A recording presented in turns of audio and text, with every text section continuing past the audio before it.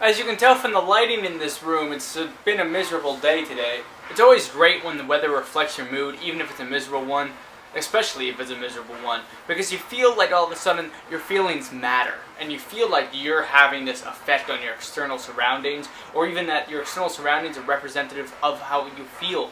Either way, there's a connection, and the world starts to make a little more sense than it usually does, and you can take some solace in that when nothing else is making any sense in your life. Today I've been thinking a lot about the goals that I've been setting for myself, and the impact that they're having on me. Not necessarily the things I'm trying to do, but the goals themselves and how they've been set. I put a lot on my own plate right now, and there's no way I can finish it all, and more just keeps being served to me, and I keep pushing it away to try to eat the new stuff while I'm trying to eat the old stuff, but it's cold, and then the metaphor breaks down, and everything is awful. What I think is a really good example, and is a microcosm of my life as a whole right now, is that I've been trying to get up at 7:30 in the morning. When I get up at 7:30 in the morning, I get up, turn off my alarm, and go back to bed.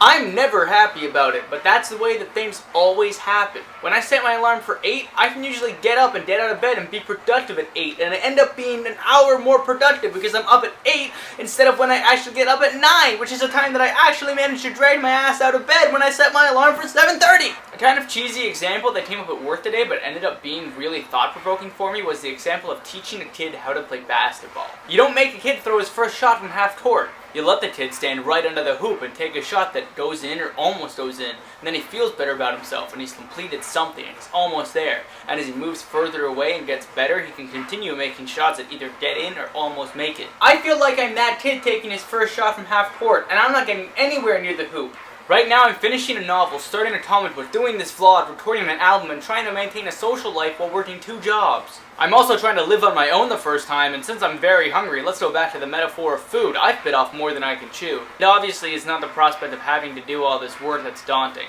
It's the prospect of which thing is going to get cut out.